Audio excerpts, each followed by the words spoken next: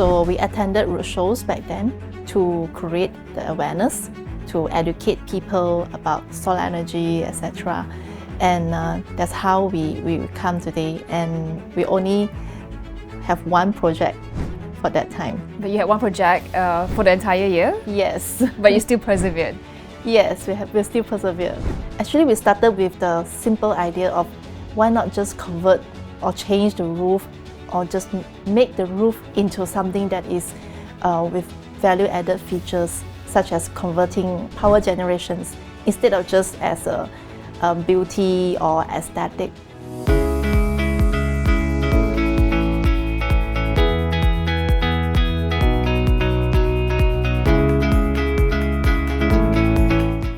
Now, first of all, congratulations for being one of the recipients of the Vistage Leadership Award winner. Thank you.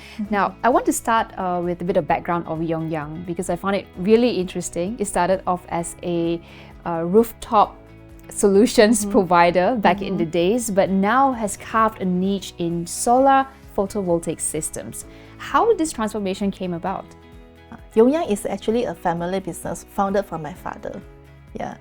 Then, of course, we saw the opportunity to venture into the solar energy when the Malaysia government started promoting solar energy back in 12 years ago. And we started to converting the roof into solar generation systems. And that's how we started. Our timing was quite perfect as we actually ventured into the first solar energy program, which was called Surya 1000. One of the first program by the government initiative to promote the solar energy in the market. We have actually moved in to other programs as the business grows, from feed-in tariff and also net energy metering and self-consumption systems. And until today. So Regine, you joined the business from the ground up about 20 years ago and you're starting at the bottom. How did that shape your journey? Do you remember any tough experiences? Well, I still could recall I started from the bottom. So started with doing quotation, proposals, designs, and etc. to actually for this new business. I'm very thankful that I had my dad who actually encourage and support me all the way.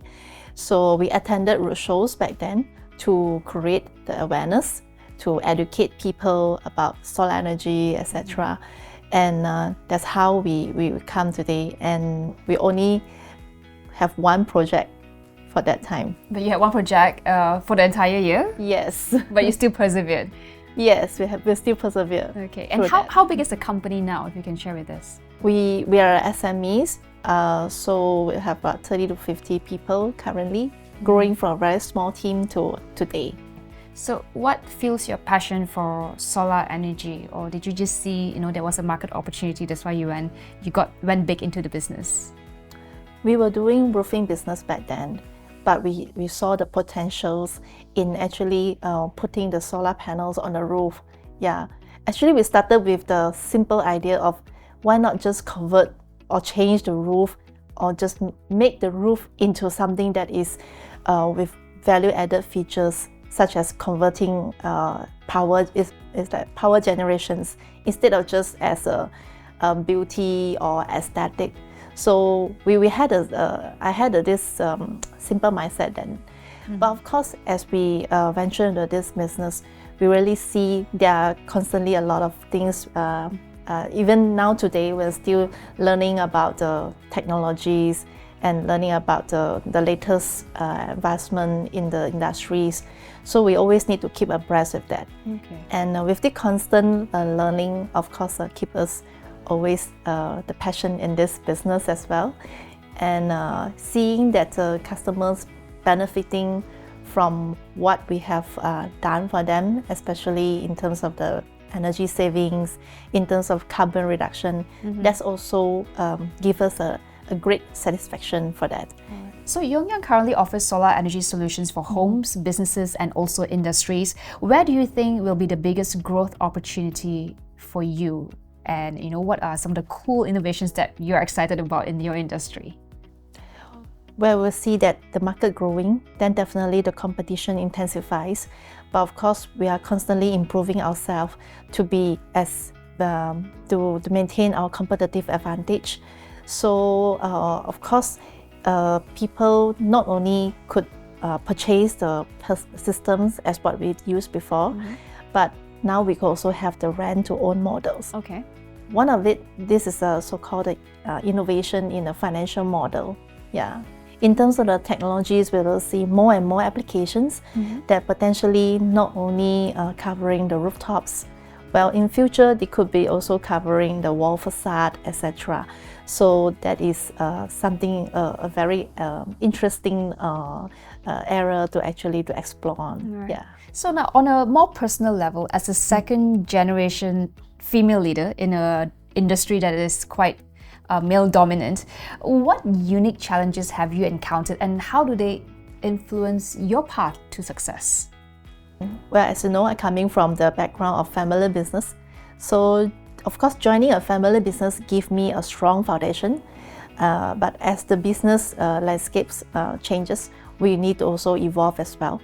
So I had to develop everything from the leaderships to growing the team. So mentorship has been very crucial. So I'm grateful that I have very good mentors and teachers along this journey.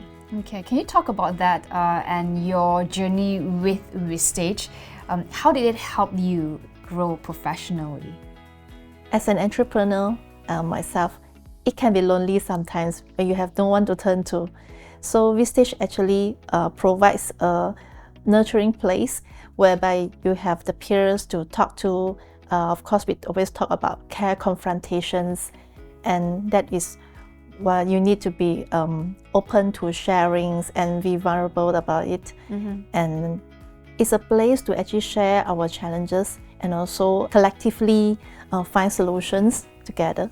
But it's also a place whereby we also occasionally have a hangout and also leisure trips together. All right. Now, I've heard many great things about being part of Vistage, but maybe you can also share with us what are some of the unexpected aspects, of being a Vistage member that people might not usually mention. I think the tough part is being vulnerable, I mentioned, because being open, meaning you need to be open to sharing, and you need to be vulnerable to actually share it. It might be uncomfortable at first, but as we get to know each other, it's become peers and friends. Yeah, and then we encourage each other when we face challenges. Yeah. Okay. When it comes to mentorship and supporting others, which you receive from Vistage, what steps do you think, like in your industry, what steps can industry players do to encourage more female leaders, in renewable energy? For the renewable energy, it's a government-driven sector. So of course, the green energy is borderless. So neither is actually biased for gender. This is what I truly believe. So as long as we're doing the right thing, so you have the technical capabilities, then and the strong belief in yourself, then there's the main drive to go into the renewable energy nowadays. Maybe like a close groups among the female leaders, that would be a good way. I also know some close business network. They are all the female leaders, and I could see that everyone is open to sharing. So yeah, Vistage could also do the same as well. All right. On a personal level, how do you push yourself out of your own comfort zone and step out? Because we know we had a chat before that you said that you're quite an introverted person, right? So how do you push yourself to step out and be uncomfortable, because that's what's needed sometimes in leadership? Well, I have to be the E person in the business environment. I learned to be more extroverted in a business environment. I focus on continuous communication to keep the team motivated and aligned. It's also about finding the balance, then ensuring that everyone are working towards the same goal. But on a personal level, when you encounter difficulties or days that are not so good, how do you overcome it? How do you bounce back from tough days? I would choose to detach myself, and I would love to go for a short break, a casual walk, or even practice yoga. So it gives me to recollect and also to rejuvenate myself, to be able to gain the strength to face the challenges. Yeah. All right, that's a good one. Now, just a final few questions. So, what are your hopes and dreams for the wider solar industry, and also particularly for your business, Yongyang, in the next 5 to 10 years? The solar industry is largely driven by the government initiative. So, with the government recently rolled up NETR, we believe that we are working on the right direction. So they will align with our main goals to achieve the decarbonization and net zero as well in the long term. Yeah. And what about Yongyang? Personally, how do you want the company to grow further? What's the next level of growth? The next level of growth, if we would like to explore various landscape of business in relates to the renewable energy, especially aligned with the government NETR, as we are doing for the commercial industrial scale and also moving into utility scales.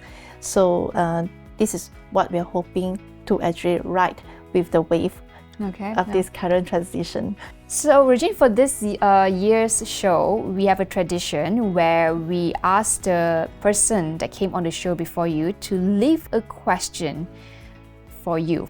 So your question comes from Mr. Adrian Ding. He's the Managing Director of Green and Natural. He left this question for you. If you were to live life all over again, what's the one thing that you would change? I would say that I will not change anything. I would happy to live all over again. But of course, if I still have the memory, I would like to improve whatever mistakes I have done over the years. Okay.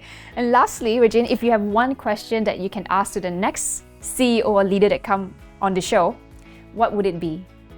Mr. CEO, would you leave your business as a legacy for your second generation, or you would choose for a graceful exit?